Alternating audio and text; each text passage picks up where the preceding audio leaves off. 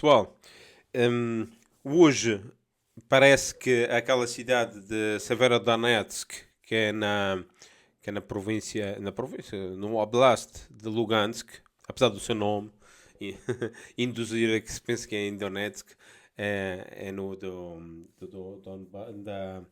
Lugansk, que parece que pelo menos a metade da cidade está ocupada pelas milícias do Donbass e por tropas russas.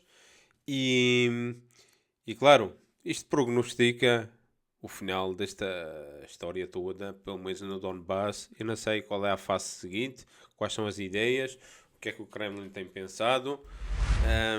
Para isto tem obedecido também são 3 meses já, desde que começou a operação. E claro, eh, há uma série de perguntas ainda a fazer do que é que nos espera em relação ao conflito armado, porque há aqui um envolvimento, claro, da NATO, de potências da NATO. Qual é o papel agora da Hungria? O que é que a Hungria se está a preparar? A Hungria está em estado de emergência já desde há vários dias, por causa da guerra. Não só por causa das consequências da guerra, como por causa da guerra em si, ou seja, é ali na sua fronteira imediata. Então, qual é o papel também da Polónia?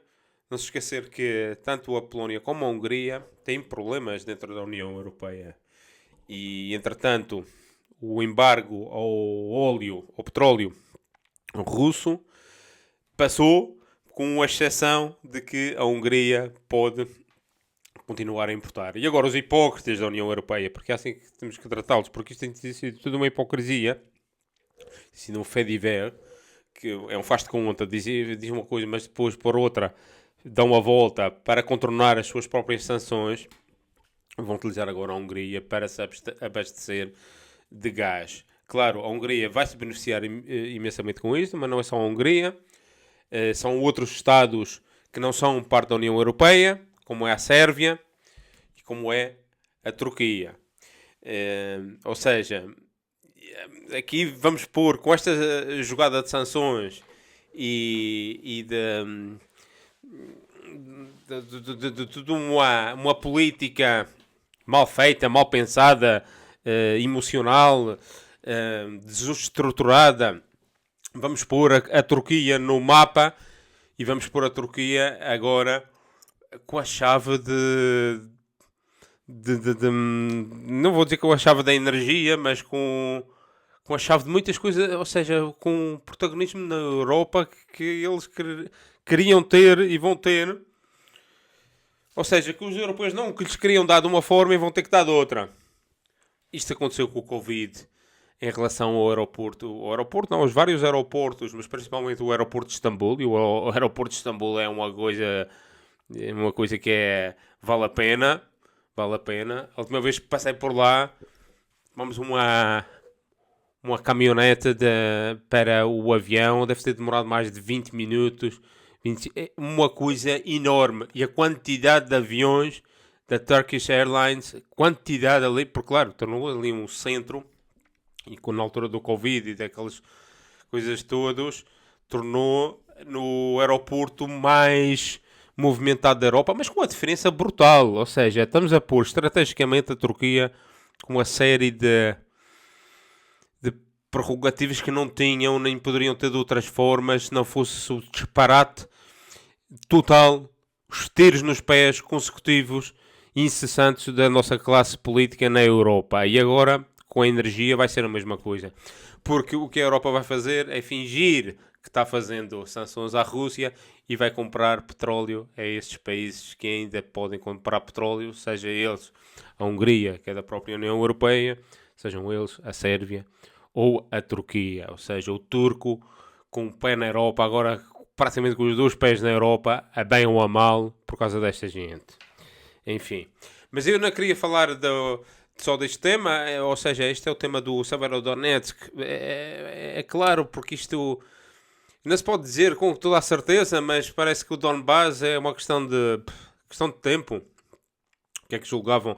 Eu não estou aqui a retirar mérito aos ucranianos que defenderam, ou pai, filho, gente comum, normal, que acreditou nas histórias do Zelensky, em toda a propaganda. O problema é que não é só os ucranianos, há muita gente aqui na Europa, muito boa gente, até gente informada, gente que estudou e que devia saber um pouco mais, ou ter um pensamento mais crítico, que acreditou nesse conto de fadas e nessa história da carochinha, emitida incessantemente durante estes 3 meses, de forma constante, por todos os meios, meios que ainda por cima são pagos, muitos deles oficiais, inventaram uma história de que a Ucrânia estava ganhando uma guerra, porque isto era uma espécie, o Zelensky era uma espécie de Gandhi, mas Gandhi de quê? Aqui havia grupos terroristas armados, mercenários, e a população civil jogada com carne para canhão contra um exército profissional, que é o exército russo. Ou seja, eu tenho certeza que os russos tinham pensado noutra evolução de tudo isto, porque está claramente que as coisas numa fase inicial não foram como eles tinham pensado que ia ser. A reação dos ucranianos não foi a que eles pensavam. Houve uma reação muito forte. Houve aqui uma operação de propaganda muito bem executada da parte da NATO, da União Europeia, em coordenação com o governo ucraniano, porque tiveram 8 anos a se preparar para isso. Como diz aqui o vídeo do Cornel Black, a Rússia também não estava preparada para isto. Teve que fazer algo porque sabia que se não fizessem a coisa ainda era pior. Pronto. Mas isto é só a parte militar, é a parte a situação atual geoestratégica. Agora, vocês fizeram aqui algumas perguntas e eu já vos tinha prometido cá vir falar disso. Há umas perguntas aqui que são de vários meios. Há umas que vêm da página diretamente, outras que vêm do Telegram, do Twitter e principalmente do Facebook, mas também principalmente aqui do YouTube. O Alexandre perguntava, não sei como é que se pode falar da Ucrânia sem estar no terreno. Olha, Alexandre, da mesma forma que quase nenhum dos analistas que tu conheces que fala destes temas esteve lá ou está lá. São poucos os jornalistas no terreno. Agora, também,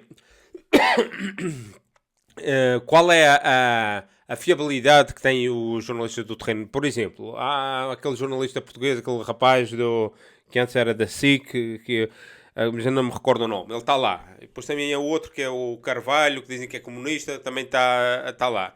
Tudo bem, eles conhecem a zona que estão a falar, eles não conhecem o que está a passar, podem ouvir, claro que estão metidos no terreno, falar com as pessoas, isso é muito importante. Adoraria poder fazer isto. Não posso, na atualidade não posso viajar para lá, não faz parte dos planos. Claro que tu tens uma ideia muito mais concreta das coisas como elas são. Agora também tens que ter alguma, dar o braço a torcer, o benefício da dúvida à informação que te chega de um lado e do outro. E tens que ter, como jornalista e analista destes temas, uma coisa que é o discernimento e a articulação de vários factores, coisa que eu não vejo em muitos jornalistas, certo? Tens que saber a vertente económica, tens que saber da história, tens que saber um bocado de geografia, tens que saber um bocado da parte militar. A parte militar, para mim, é uma grande lacuna. Eu não sei muito da parte militar, nem sequer fiz a tropa. Portanto, quando falam de arma assim, de arma assado, vou aprendendo com estas coisas. É por isso que também não gosto de fazer muitas especulações, nem falar muito desses temas para não dizer disparados. Porque tenho visto aqui disparates ditos de grandes meios de comunicação. Em Portugal é uma vergonha. Nós temos aqui os tais analistas que há 20, 30 anos dizem o que é que lhes interessa? Vê-se que não estão, nem sequer estão atualizados. Pensam de forma como se pensavam nos anos 90. Porque todos os conceitos, toda a abstração que é necessária, não a têm. Então isso a mim não me serve de absolutamente nada.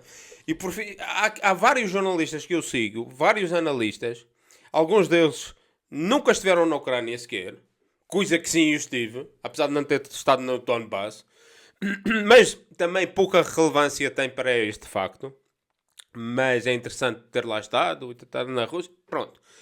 Mas eu vejo estes jornalistas, por exemplo, há jornalistas que foram na Rússia durante muito tempo, mas o que é que que é que tu podes fazer quando ele já tem uma ideia pronta contra o Putin, contra a Rússia? Portanto, toda a análise dele é feita em redor de ir defender uma ideia pré-concebida. Coisa que aqui ainda se faz. Por exemplo, aqui desde o princípio disse que aqui esta ação militar, esta, como é que eles chamam? Operação especial, é ilegal e era condenável. Mas que por trás disso havia muita outra coisa que era preciso analisar. Certo? E é desse ponto que a gente parte e é a partir daí que a gente vê tudo desenrolar. Certo? E até quando dizem, houve outro aqui, o colega, o Rodrigo, que me dizia: tu dizes que a Rússia não declarou guerra por causa de falar disto operação especial, porque é importante, as palavras são importantes. Disse que não é guerra. O que é preciso? É preciso declarar guerra? Sim, Rodrigo, se a Rússia declarasse guerra, a coisa era diferente. Do ponto de vista legal, internacional, é diferente. Não me perguntes os meandros. Eu sei que se tu declarares guerra, o país está tecnicamente em guerra e há uma declaração formal de um país a outro. Nem a Rússia declarou guerra à Ucrânia, nem a Ucrânia à Rússia. Até hoje. Agora, havia uma guerra de facto, desde há 8 anos, e a Rússia decidiu por uma operação militar especial. Que dentro da sua doutrina isto é uma operação militar especial. É guerra? Sim, é guerra. Raios. É uma guerra de facto, desde há 8 anos. Agora, para os russos não se trata de uma guerra. Porque se eles declarassem guerra, a seriedade da coisa era muito maior. Agora, eles veem o território da Ucrânia como seu rebelde, controlado por um governo mafioso que não tem legitimidade popular. Então, dentro da perspectiva russa e da doutrina militar russa, eles dizem: não vamos fazer mal à população civil. Agora, cuidado, porque se isto, algum momento, se alastrar, por exemplo, a outros países, aí pode ser que a coisa seja diferente. Que eles não os vejam como irmãos eslavos, russos, irmãos, e que declarem guerra, e a reação aí pode ser muito diferente. Então, aqui as palavras contam, e é por isso que eu digo sempre que isto é uma operação militar especial, porque estamos a falar de uma guerra já, é uma operação militar especial dentro de uma guerra de facto, que não é uma guerra legalmente de jure, não se trata de uma guerra porque ela nunca foi declarada nem de uma parte nem de outra. Depois temos aqui o Orides. Eu não vou pôr aqui os nomes de família, porque não sei se estão conformes a dizer isto, portanto vou pôr o Orides. Disse: será que a Alemanha está a viver o que viveu a França em 2013 e 2014, no caso Alstom? Ou seja, que a juristocracia americana a chantagear empresas e empresários alemães? Olha, eu não conheço muito bem o caso da Alstom. Eu sei que isto é uma empresa francesa que teve um problema de alegados subornos e de tratamento preferencial para ganhar concursos públicos, inclusivamente no Brasil, no metro de São Paulo. Eu não sei dos meandros. Sei que esta empresa acabou por ser prejudicada por uma campanha feita pelos Estados Unidos. Não conheço os meandros. Agora também vou dizer uma coisa, Euridice. A Alemanha, em 2013 ou 12, não me recordo bem, eu já vivia aqui na Alemanha, teve todo um escândalo da NSA, a norte-americana, a espiar empresas alemãs para passar informação confidencial da Volkswagen, da empresa automóvel, para a indústria automóvel americana. Ou seja, aqui não há ilusões. E desde então há uma grande desconfiança, maior ainda, de que já havia, porque sempre houve aqui em relação aos americanos, aqui na Alemanha. Portanto, isto não é nada de novo. Você, quando pergunta se que há uma chantagem às empresas alemãs, a chantagem, essa sempre existiu.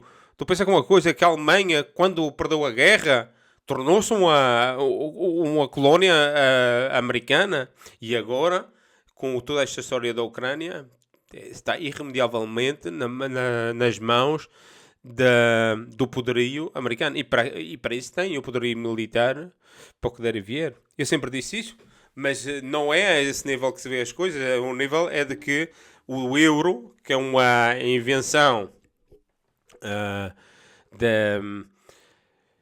ou seja, que beneficia a economia alemã, é uma moeda que gira em redor do dólar e que está sendo contaminada pelo dólar, que é uma moeda tóxica, mas o euro também já é uma moeda tóxica e que pode ir por aí abaixo juntamente com o dólar. Porquê? Porque por trás daquilo só há especulação e um esquema financeiro que parece ter os dias contados. Portanto, a Alemanha está na mão dos americanos, não é nada de novo. O caso da Alstom é só um de milhares de casos do dia a dia do que é a economia alemã debaixo da economia do dólar. É que uma coisa muito importante quando eu falo dos americanos, eu não falo nem do povo americano, nem sequer da nação americana. Que eu tenho respeito pela nação americana e principalmente pelas pessoas, pelo povo. Tem muito boa gente e gente de valor. Agora falo dos interesses financeiros daquela classe de Wall Street e que está, obviamente, que domina. É uma das partes interessadas, uma das partes deste pântano que domina Washington, mas como é o complexo industrial militar, como é a indústria do petróleo, do fracking e de toda essa coisa, a indústria das armas, indústrias da bolsa, de outras, como é Hollywood, por exemplo, no domínio cultural. Ou seja, é isso quando eu falo de que os Estados Unidos domina com todo este pântano, todo este deep state, com, em última análise, as Forças Armadas, as suas bases a nível mundial, as tropas aqui na Alemanha, na Europa. Portanto, o tema é muito maior do que o caso da Alstom ou de qualquer outra empresa alemã que tenha sido espiada pelos americanos. O Marco António diz em relação aliás, infelizmente Portugal ofereceu o Sr. Guterres, o pior secretário-geral da ONU de todos os tempos, o coveiro da ONU, está sendo conivente com o fim da ONU. Viva o BRICS, a nova alternativa para os países fora da NATO. Bom, dizer que o Guterres é o pior secretário-geral da ONU, eu não considero que seja o pior. Eu acho que ele é uma pessoa que tem um perfil bom para este tipo de coisa, porque é uma pessoa que gosta de estar bem com Deus e com o diabo. Mas o problema aqui é que ele tomou parte de uma coisa, não é? Ele teve essa iniciativa de ir a Moscou e depois de ir a Kiev, mas ele já tinha dado o tiro no pé de tomar parte, por um lado, contra a Rússia, e ele não tinha nada que fazer disso. A secretária-geral da ONU tem que ser imparcial. As Nações Unidas é o que resta da ordem internacional. É uma ordem internacional que tem que ser renovada. Aqui já se falou disso. Vamos voltar a falar, com certeza, porque esse é o tema último de tudo isto. É uma nova paz mundial, um grande acordo. Aliás, era um acordo que eu falei aqui na altura de quando o Trump subiu ao poder. Porque, aliás, na campanha, porque eu vi aquela mulher, a Hillary Clinton, como muito perigosa, e eu dizia que era muito importante o entendimento entre a Rússia, os Estados Unidos e a China. E primeiramente, até aparecer o Covid, essa era a ideia, e essa foi a dinâmica, que até o Trump, salvo erro, foi à China ainda antes, e depois a coisa piorou toda, quando apareceu o Covid, apareceram todos esses muito mal assessorado, com gente neoconservadora, gente que estava a puxar para inventar desculpas para os seus problemas, quando os Estados Unidos têm muitos problemas internos que têm que os resolver. O Trump tinha-se proposto a isso. Portanto, o Guterres, o problema dele maior é ter tomado partido quando não tinha nada que tomar partido. Diz viver o BRICS e uma nova alternativa. Sim, não, mas não é o BRICS em si. O BRICS é um fórum, é uma comunidade de países que não pode substituir a NATO. A NATO é uma aliança que diz de defesa, apesar de ser uma aliança agressiva. Sinceramente, eu acho que a NATO é um grande negócio. Quando tu consegues, o complexo industrial militar tem vários, 30 países que tiram 2% do seu PIB e cada vez com mais pressão para tirar 2% do PIB para fabricar armas, vendê-las e depois onde é que elas acabam, e vão para a África, e vão para os Balcãs, e vão para aqui, e vão para ali. Isto é tudo muito perigoso, muito perigoso. Mas isso aí, mas o fim da NATO é um, o dos BRICS é o outro. A remodelação da arquitetura de defesa e de segurança internacional, claro que passa por uma reformulação das Nações Unidas e do Conselho de Segurança e dos membros permanentes. Mas a Rússia, dos 5 membros permanentes, a Rússia já demonstrou favorável a isso até este ano, ou foi ao final do ano passado. Disse que era favorável a uma extensão para que fossem 10 países membros permanentes, um dos quais o Brasil. Ou seja, a Rússia está tirando pelo Brasil porque tem acordos, tem interesses, é um grande parceiro do Brasil, é um bom aliado para o Brasil. Porque o Brasil aí tem uma... Imaginemos que agora os 5 países do Conselho de Segurança fossem 10. Os atuais 5, o Brasil e mais 4 com uma dimensão assim grande como o Brasil, a Índia, esses países assim. Aí podia-se fazer vinculativas, não por unanimidade, mas por maioria. Provavelmente a Rússia também não seria sancionada. A arquitetura de defesa ia ser outra, mas era mais próxima à verdade do que existe no mundo. Porque o mundo é muito mais do que os 5, a França, a Grã-Bretanha, os Estados Unidos, a China e a Rússia. Porque aqui o que estamos a ver é que depois vem isto, a NATO agora quer expandir com outras denominações para o Pacífico.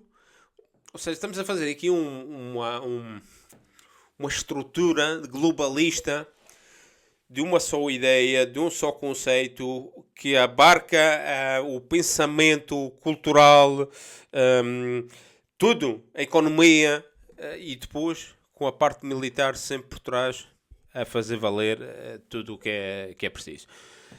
Portanto, vai ser necessário toda esta reformulação. O BRICS é uma boa iniciativa, é uma excelente iniciativa.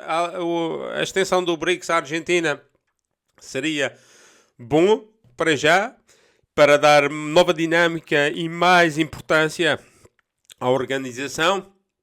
Mas não estou de acordo consigo quando diz que o Sr. Guterres é o pior secretário-geral das Nações de todos os tempos. Eu lembro-me daquele Kofi Annan, eu lembro-me daquele Pérez de Cuéllar.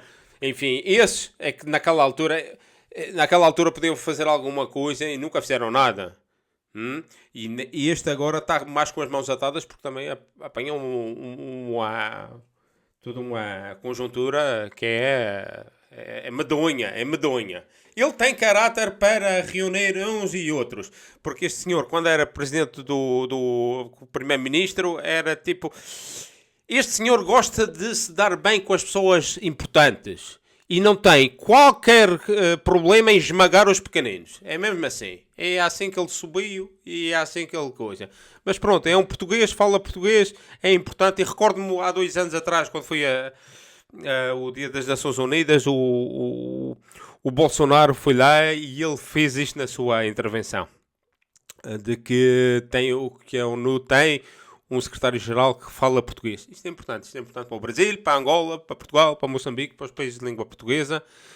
E, sinceramente, eu gostava que ele lá ficasse, mas que não tomasse partido nestas coisas. Estas coisas são muito, muito sérias e exigem neutralidade, que é a palavra-chave de tudo isto, das relações internacionais. Porque aqui o problema da NATO e de todo este sistema que nós vivemos aqui no Ocidente é que a insistência da ideia do mundo baseado em regras. O que é essa coisa do mundo baseado em regras? Isto é uma coisa que eles inventaram para se outorgarem a si o poder de fazer o que querem. Ainda ontem o rei de Espanha estava a falar disso. Como é que a Rússia se atreve a... Não esqueci como é que ele dizia. Como é que a Rússia se atreve a desafiar um mundo baseado em regras? Não é um mundo baseado em regras. Há a lei internacional, que é outra coisa muito diferente, que a única coisa é um mínimo comum que garante as relações internacionais. Portanto, nada dessa coisa do mundo baseado em regras. A ONU, sim, reformulá-la, ou então que venha outra organização, mas todo o conceito de arquitetura de defesa e de segurança de todos os países do mundo tem que ser renovado. O Richard diz que no momento atual a ruptura entre a Europa e a Rússia irá acontecer. e no desenrolar disso a União Europeia acaba. Olha, sinceramente, eu vejo as coisas dessa forma. Saiu a semana passada um relatório no La Repubblica italiano, o Corriere della Sera, um desses, de que os ingleses estão, e isto não me admira nada porque isto é o modus operandi deles, tentando o Boris Johnson, que está cheio de problemas internos agora na Inglaterra e na Irlanda do Norte. Ele meteu-se ali numa camisa de 11 varas porque prometeu uma coisa aos nord-irlandeses e agora está-lhes a dar uma facada e está tentando dizer que a Europa é que tem culpa, quando a culpa é dele. Tudo por causa do Brexit. Agora a história do protocolo da Irlanda do Norte e o mar da Irlanda ser a fronteira, e se agora vai ter fronteira dura, se não vai ter fronteira dura. Aquilo bem que pode ser a reunificação da Irlanda, pelas boas ou pelas más, a Irlanda ficar reunificada de uma vez. Recordar que é pela primeira vez na história os republicanos ganharam as eleições no norte da Irlanda. Mas disseram que o Boris Johnson pessoalmente anda por aí no leste da Europa a tentar minar para fazer uma União Europeia alternativa. Ora, isto não é novo, pois tem muito a ver com os países do Visegrado, tem muito a ver com a iniciativa dos Três Mares, que era ali uma zona, Checoslováquia, Hungria, Polónia, os países do Báltico, de desestabilizar a Europa e principalmente também, outra coisa que você fala aqui, de fazer a ruptura entre a Europa e a Rússia. E isto é típico de jogadas de britânicas. Foi sempre assim que eles conceberam a geopolítica desde antes da Primeira Guerra Mundial.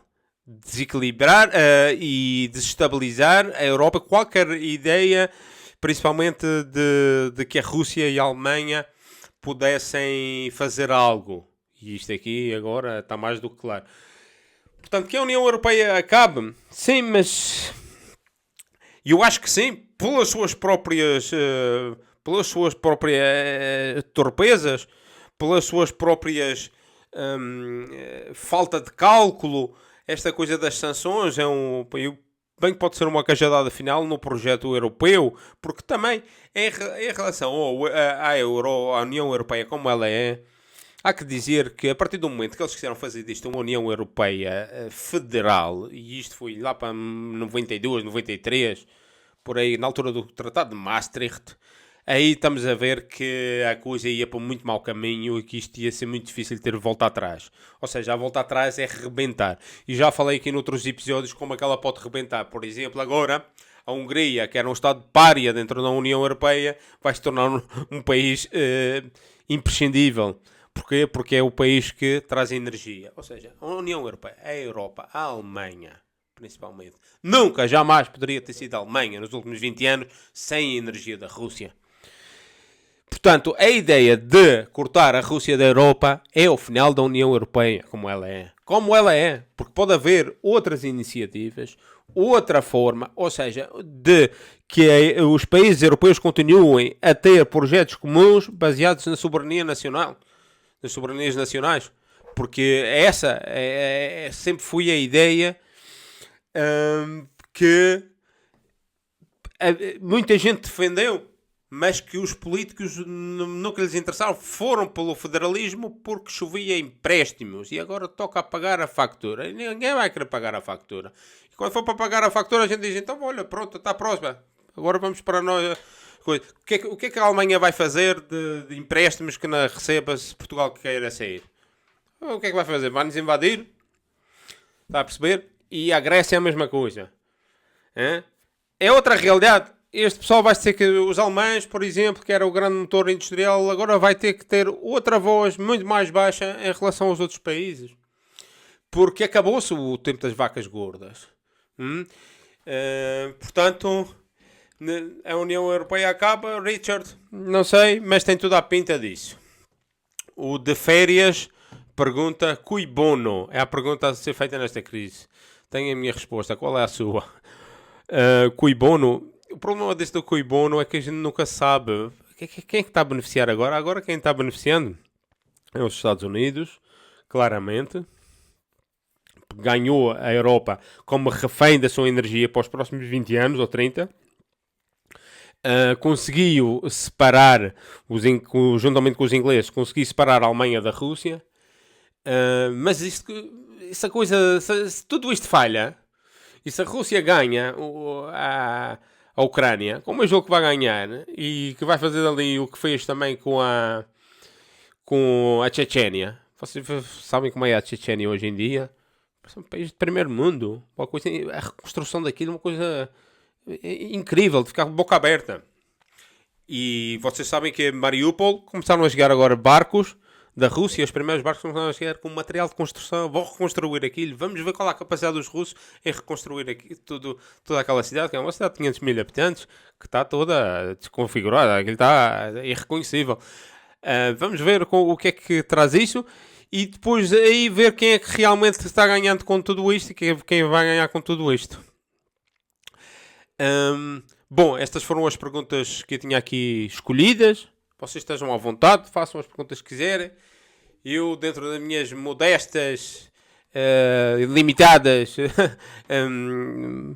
conhecimentos, terei todo o gosto em falar. Vou ver se falo aqui de outros temas. Importante, depois de amanhã temos aqui um convidado de peso espetacular. O Carioca, Ruben Gonçalves, o Rubão, o grande Rubão, vai estar aqui na quinta-feira, na hora de Portugal é 8 da tarde, 8 da noite, e no Rio de Janeiro são 4 ou seja, no horário do Brasília, às 4, quinta-feira, depois de amanhã. Bom, vamos então aí, até logo.